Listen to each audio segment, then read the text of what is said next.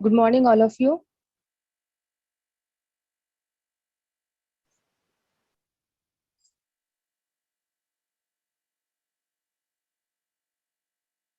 Voice आ रही है मेरी किसी को? Yes ma'am.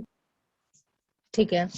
तो मैं आपको लास्ट क्लास में क्या बताई थी कि एम्पियर, हाँ गुड मॉर्निंग, एम्पियर सर्क्यूटल लॉ बताई थी। कोई बता सकता है व्हाट इज एम्पियर सर्क्यूटल लॉ?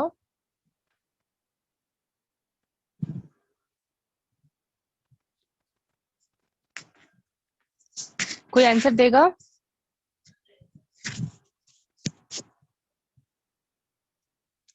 चलिए मैं ये बताती हूँ। एम्पियर सर्क्यूटल लॉ जो है वो बायो-सेवर्ट लॉ का अल्टरनेटिव फॉर्म है, जहाँ पे एक रिलेशनशिप बताया जाता है मैग्नेटिक फील्ड और करंट के बीच में। ठीक है, मैग्नेटिक फील्ड को बी से और करंट को आई से रिप्रेजेंट करते हैं, उन दोनों के बीच में रिलेशनशिप बताया गया था।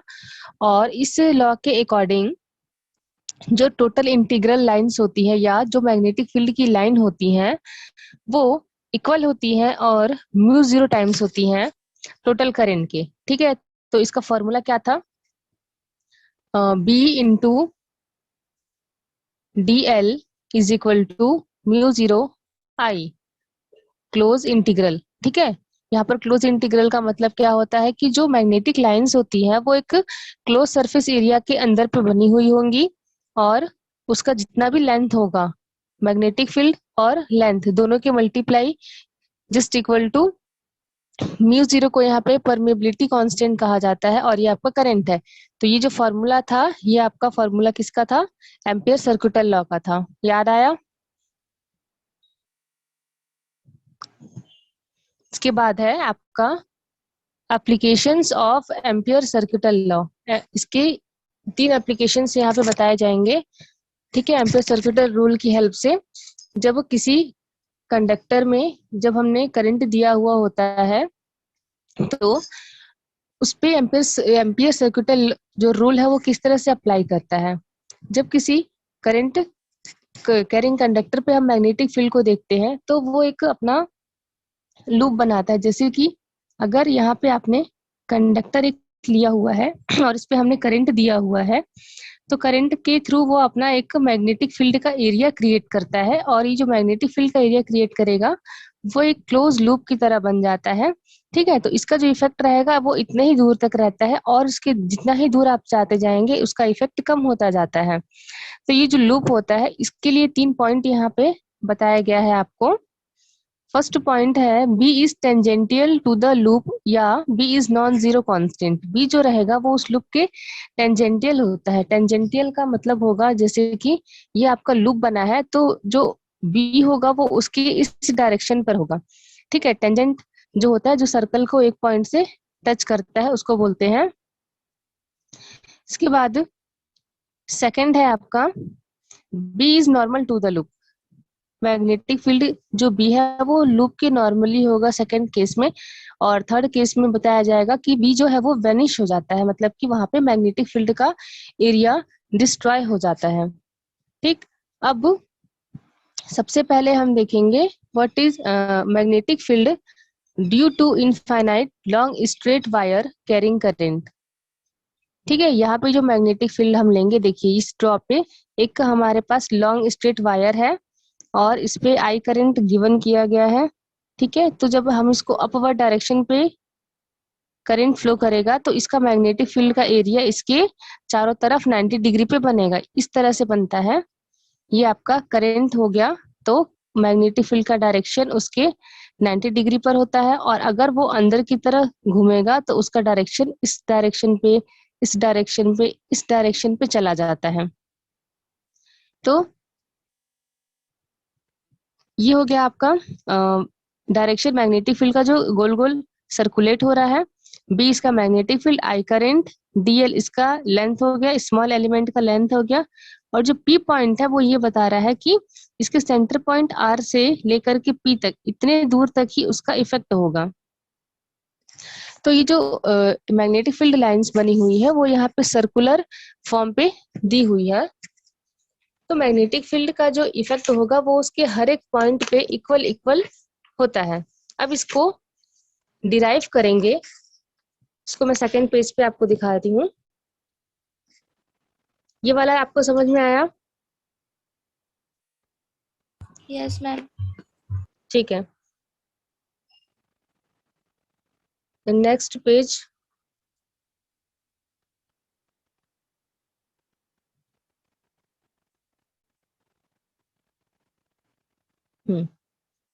चलिए नेक्स्ट पेज। बुक में थोड़ा सा अलग डिराइव किया है, मैं कॉपी में आप लोगों को अलग वाला सेंड करूंगी नोट्स पे। ठीक है, ये जो फॉर्मूला है, हाँ मैग्नेटिक फील्ड, ये वाला B D L is equal to B D L cos zero. Cos zero के फॉर्म पे हम लोग नहीं बनाएंगे, हम लोग बनाएंगे बी डी एल के फॉर्म पे। वैसे देखा जाए तो जो कॉस जीरो होता है, कॉस जीरो की वैल्यू 1 होती है। ठीक है, कॉस जीरो कब लेते हैं? जब कॉस की वैल्यू को लिया जाता है पैरेलल के लिए और साइन की वैल्यू को परपेंडिकुलर के लिए लेते हैं। और यहाँ पे जो मैग्नेटिक फील्ड की जो लाइंस क्रिएट हो रही है वो सारी सर्कुलर फॉर्म पे हो रही है, मतलब कि वो कोई एंगल नहीं बना रही है। इस कारण से यहाँ पे कॉस जीरो लिया गया है और कॉस जीरो की वैल्यू आती है 1। तो यहाँ पर आपके पास सिर्फ बचेगा बी डी एल, और क्लोज इंटीग्रल डी एल जो है वो ये आपका पूरा एक सर्कुलर एरिया है और उस पूरे का लेंथ हमने लिया है था एल। और अगर इसके हम स्मॉल एलिमेंट को लेते हैं तो वो होगा डी एल। तो अगर हमको पूरा निकालना है, मतलब कि पूरा सर्कुलर फॉर्म इसका एरिया निकालना है, तो यहाँ पे फॉर्मूला लगेगा सरकमफेरेंस ऑफ सर्कल का, जो होता है 2 पाई आर। तो इसलिए हम यहाँ पे close integral D L is equal to लेंगे 2 पाई आर। ठीक है, तो ये यहाँ पे आपका आ गया D L, close integral D L के प्लेस पर हमने ले लिया 2 पाई आर और बी आपका एज इट इज रहेगा। ये आपका इक्वेशन हो गया एक। और दूसरा इक्वेशन लेंगे एम्पियर सर्किटल लॉ का, जो होता है B D L is equal to mu zero I. तो दोनों ही इक्वेशन को अगर आप कंपेयर करेंगे, देखिए एक इक्वेशन आपका आया है close integral B D L is equal to 2 pi R, और एक इक्वेशन है आपका B D L is equal to mu zero I. दोनों ही वैल्यू बी डी एल के इक्वल है, तो इन दोनों को जब हम एक दूसरे के इक्वल लेते हैं तो यहाँ पे आपका आएगा B 2 pi R equal to mu zero I. और हमको यहाँ पे इंटेंसिटी फाइंड करनी है, तो इंटेंसिटी के लिए हम बी को रखेंगे, बाकी सारे टर्म्स को इसके डिवाइड पे लेके आते हैं। जब डिवाइड पे आप लाएंगे तो यहाँ पे कैंसल आउट होकर के सिर्फ बचेगा आपके पास mu zero I upon 2 pi R. तो ये आपका बनेगा फर्स्ट एप्लीकेशन। इस टॉपिक पे किसी को डाउट है तो पूछेंगे।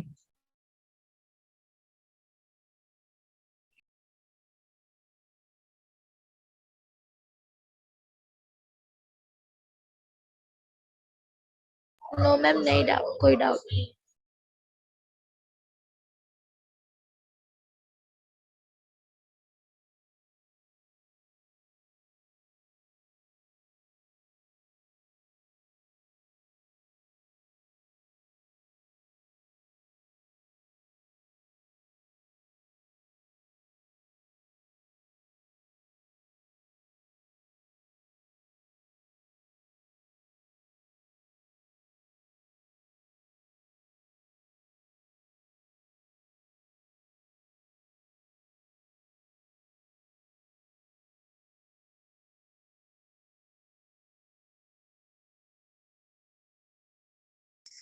ठीक है, नेक्स्ट देखते हैं magnetic field due to current carrying solenoid. Solenoid क्या होता है? जब किसी सिलिंड्रिकल टाइप के कंडक्टर को, जैसे कि एक सिलिंड्रिकल ऑब्जेक्ट लेंगे और उस पे हम बहुत सारे वायर्स को इस तरह से बाउंड अप करते हैं, तो वो आपका सोलेनॉइड की तरह वर्क करता है। सोलेनॉइड बताओ, किसी को पता है तो?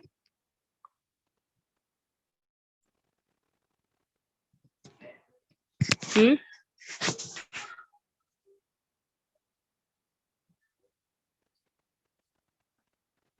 किसी को भी कुछ नहीं पता है? तो यहाँ पे एक सिलिंड्रिकल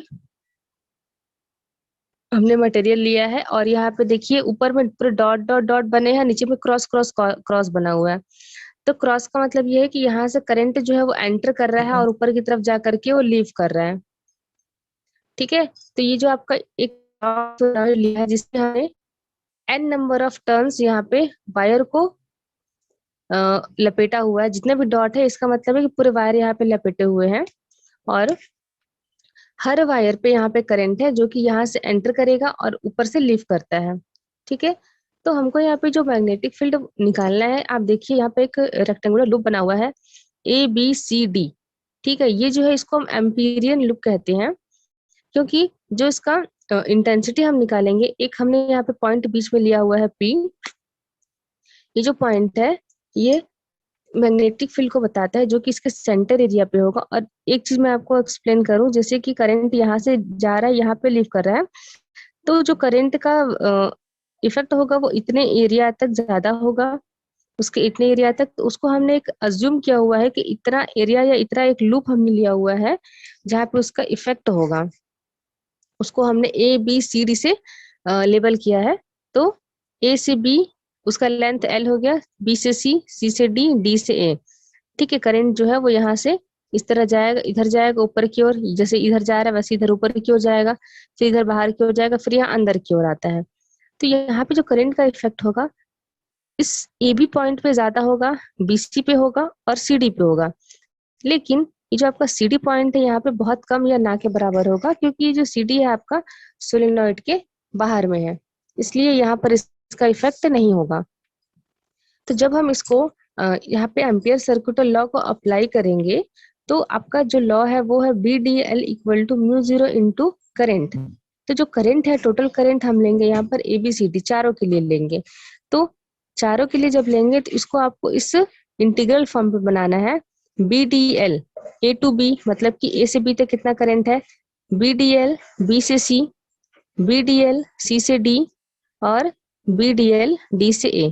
चारों पॉइंट के लिए आपको यहाँ पे चार करंट के लिए हमको यहाँ पे वैल्यू निकालनी है।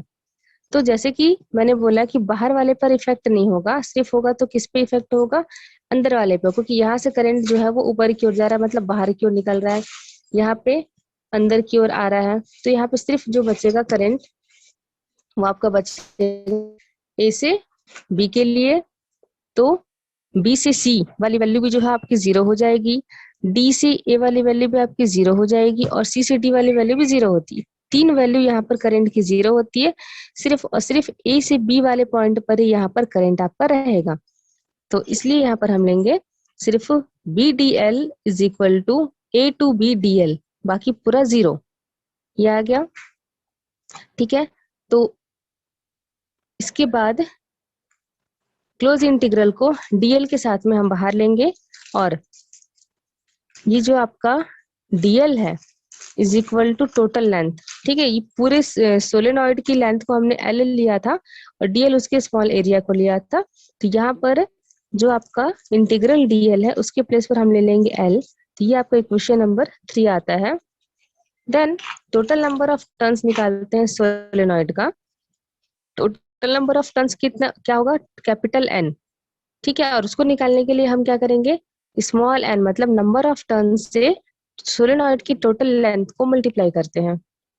तो यहाँ पे मल्टीप्लाई करेंगे तो वैल्यू आ गया टोटल लूप का, स्मॉल n कैपिटल L और करंट। और इस पूरी वैल्यू को आप यहाँ पे L के प्लेस पर पुट करोगे। तो जब हम यहाँ पे वैल्यू पुट करेंगे, सॉरी एम्पियर सर्किटल लॉ के फॉर्मूले में पुट करेंगे, BDL equal to mu zero I, और I के प्लेस पर हमने जब ये पूरी वैल्यू पुट की है NLI, तो यहाँ पे B की वैल्यू निकालेंगे। या दोनों साइड से L से L कैंसिल होगा तो सिर्फ यहाँ पे टर्म बचेगा B equal to mu zero NI। और ये जो निकलेगा आपका, ये आपका निकलेगा सोलेनॉइड के लिए। कॉपी में जो उसका सॉल्यूशन है वो ज्यादा इजी है एज कम्पेयर टू बुक, तो कॉपी वाला ही आप बनाएंगे। वैसे बस इतना समझेंगे कि यहाँ पर इसका इफेक्ट कम, इसका इस पर ही ज्यादा इफेक्ट होगा, पे यहाँ पे और यहाँ पे इफेक्ट बिल्कुल नहीं होगा, इसलिए सिर्फ इसके लिए ही यहाँ पर वैल्यू निकलती है। और ये आपका फॉर्मूला निकलेगा सोलेनॉइड के लिए।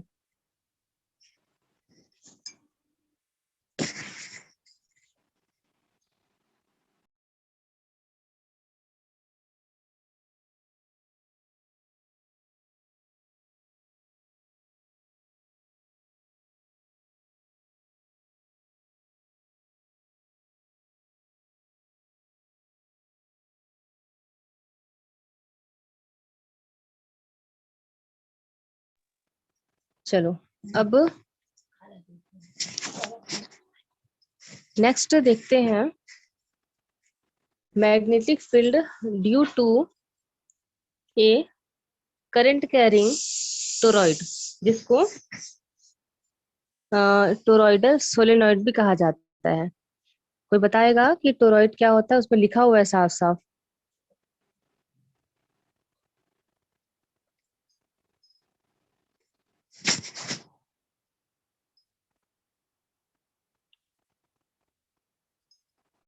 क्लोज रिंग में वायर कॉइल होती है। नहीं हम सोलनॉइड को राउंड वाला आवाज कट रही है, रहने दो। आपकी आवाज बहुत कट रही है प्रीति, है ना? हाँ सही बोला तुमने, क्लोज रिंग को राउंड शेप में कर देते हैं। या जब का सोलेनॉइड है, इसको आप अटैच करके जोड़ दोगे। अब ये आपका लेंथ लंबे जैसा है, इसको मोड़ के राउंड कर दोगे ना दोनों साइड से, तो आपको टोरॉइड बन जाता है। इस टोरॉइड पर भी हमको 3 केस निकालना पड़ेगा कि अगर इस पे देखिए वायर लपेटा गया है, यहाँ से करंट एंटर कर रहा है और यहाँ से बाहर आ रहा है, तो जो करंट का इफेक्ट होता है वो सेंटर पे कितना होगा, इसके सरफेस एरिया पे कितना होगा और इसके एक्सटीरियर एरिया पे कितना होगा। ठीक है, इंटीरियर स्पेस पे, सरफेस एरिया पे और एक्सटीरियर स्पेस पे कहाँ पे सबसे ज्यादा होगा? किसी भी वायर पे जब आप करंट दोगे मान लो, और उस वायर को आपने इस तरह से जोड़ के गोल बना दिया हुआ है, तो उसका करंट कहाँ पे होगा? सेंटर होना चाहिए, ये उस वायर पे होना चाहिए या उसके बाहर एरिया पे ज्यादा होना चाहिए? बताइए।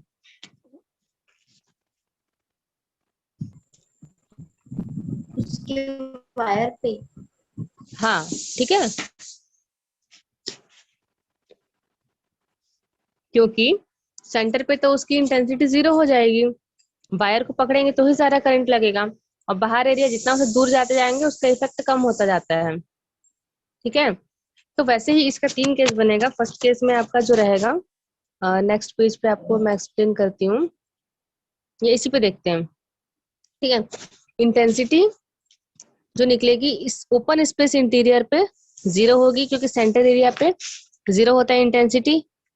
इसके ऊपर मतलब कि इसके सरफेस एरिया पे इसका इंटेंसिटी होगा, क्योंकि वहां पर वायर को लपेटा गया है, और इसके बाहर एरिया पे, इसके दूर वाले एरिया पे इसका इफेक्ट नहीं होगा, क्योंकि वो एक्सटीरियर एरिया है। वहां पे जैसे जैसे आप दूर जाएंगे करंट का इफेक्ट कम होता जाएगा। तो ये 3 केस बनेगा टोरॉइड के लिए, और आपका ये टॉपिक यहीं पे खत्म हो जाएगा बस। और इसके बाद जो इसका एक्सप्लेनेशन है, सॉरी जिसका डेरिवेशन है, बहुत ही सिंपल सा है, सेम एज सोलेनॉइड की तरह है, और इसका फॉर्मूला भी यही आएगा, क्योंकि सोलेनॉइड पे जो इफेक्ट आएगा वही इफेक्ट इस पे भी आएगा सरफेस एरिया पे, इसलिए इसका फॉर्मूला भी सेम बनेगा। उसको मैं आपको नोट्स में सेंड करूंगी। तो ये इतना आया समझ में, जितना भी आज पढ़े? Yes yes ma'am. ठीक है, यस तो बाकी का मैं आपको नोट्स यहाँ व्हाट्सएप पे सेंड कर देती हूँ। ठीक है, यस मैम। Yes ma'am. ठीक है, कैंसिल आप लीव कर सकते हो क्लास।